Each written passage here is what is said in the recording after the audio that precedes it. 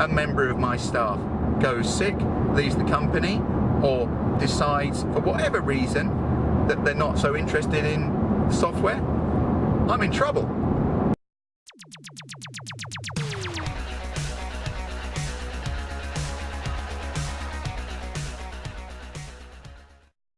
Today I'm travelling to see a company in the environmental sector.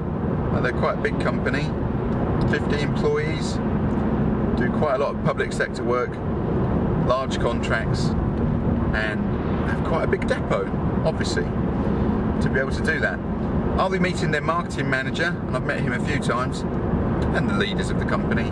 I really enjoy working with this company because they're very old school, very direct, very, what's the word? Well, not blunt, but you know where you stand, and I like that. I respect that a lot in business. I hope I bring some of that when I go and see other people.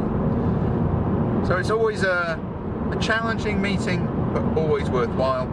And why I'm meeting their sales and marketing manager is to try and raise brand awareness of their retail arm. They're very good at the traditional type servicing element of their environmental company, but in terms of retail, and they have a massive opportunity for national retail of goods. I think the general perception is that that takes second fiddle to the core business, and it shouldn't. Margins are higher in retail. So they're asking me to come along and create or work with them to develop a marketing system. The difference between a marketing function and a system is the system runs by itself. That means we don't have to recreate everything all the time, we don't have to reinvent the wheel, we don't waste time and money. There is a set process that we follow every single month which communicates en masse with the target audience. That's why I'm going. I've had a few meetings with them about setting up the system. Some of it's in place, some of it's not. I'm expecting to talk about email marketing specifically as one component today. But, as I always say, I don't actually know what will happen. I'll update you later.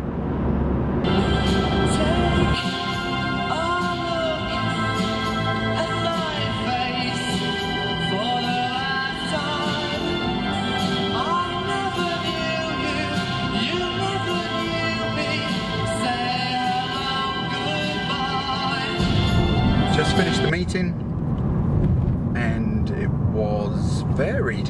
Okay, the first thing we talked about was what I expected.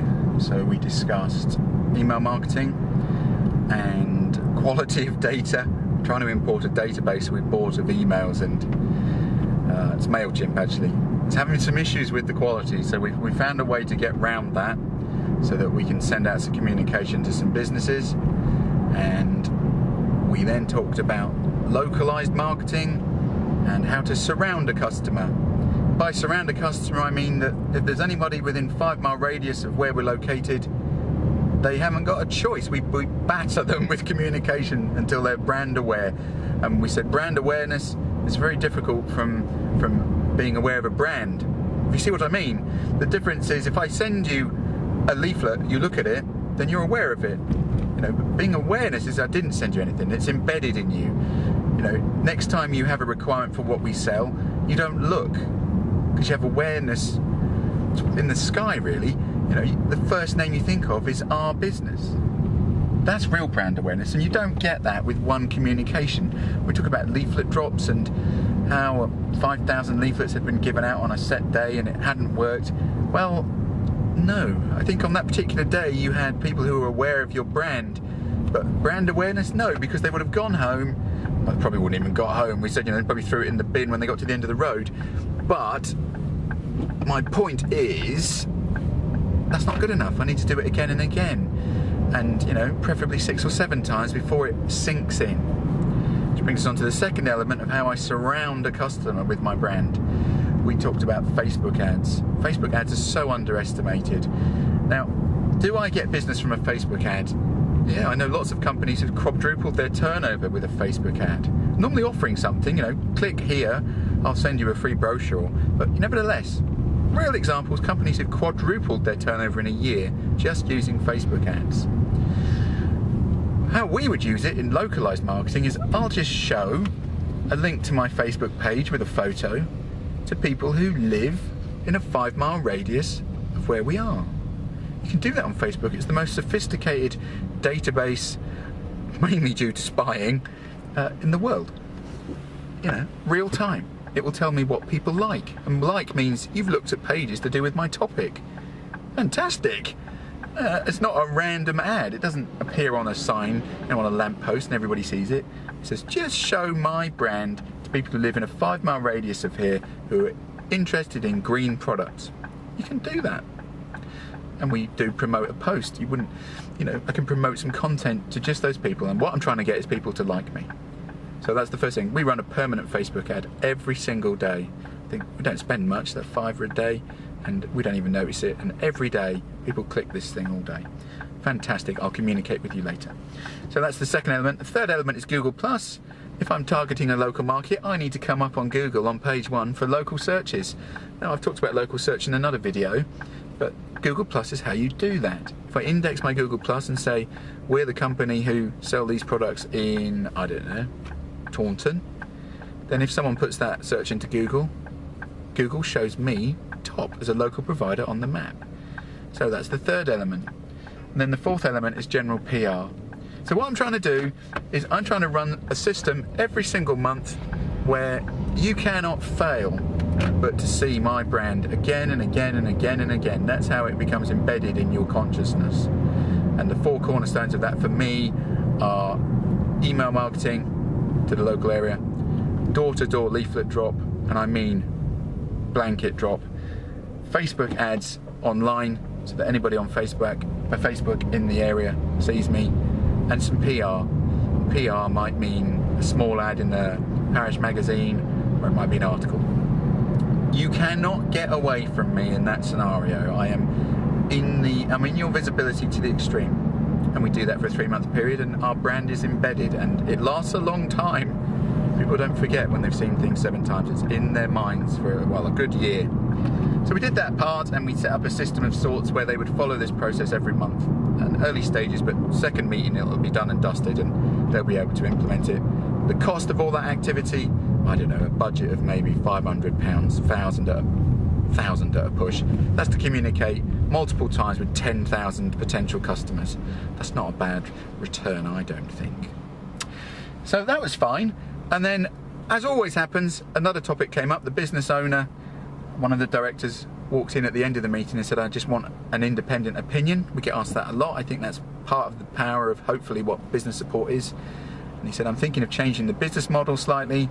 I would like an opinion because I want to implement I won't call it SAP or EMS, but a database system which is integrated. It will integrate CRM. It will sell on online platforms. It will monitor stock. It will do the invoicing. And the question to me was, should I design a bespoke version in-house, or should I use something off the shelf from an established provider? And in that scenario, you can only give an opinion. By that I mean there's no right or wrong answer. Both are valid in different situations.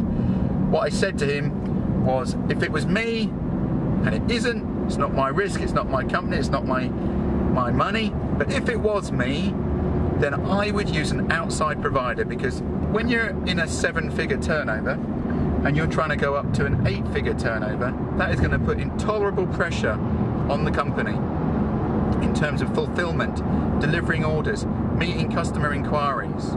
It's also going to put intolerable pressure on the company from a cash perspective. You need to have systems in place which can manage this. And anyone will say, rapid growing companies don't fail because they don't make profits. They fail because they run out of cash or they don't keep their customers happy. So my instinct as an entrepreneur is to focus on 3 things. They are scalability. Any software package must be able to grow with me. That means I don't want to redesign it every year with a bespoke design. I want something that gets developed continuously outside my influence. Software companies constantly invest in making their products better. I don't pay for that improvement, I'll pay for an upgrade at the end, but they are constantly trying to make things better. I need scalability if I'm going to grow rapidly. That's the first thing.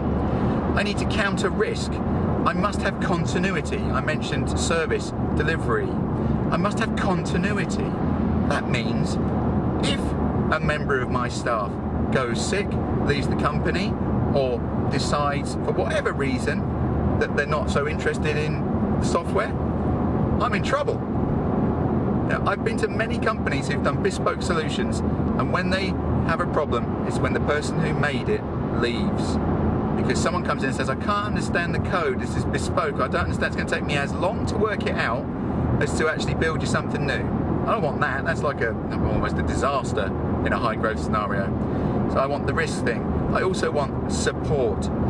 If I'm going up to 7 figures, 8-figure turnover, having a team of 3 or 4 guys will not do it.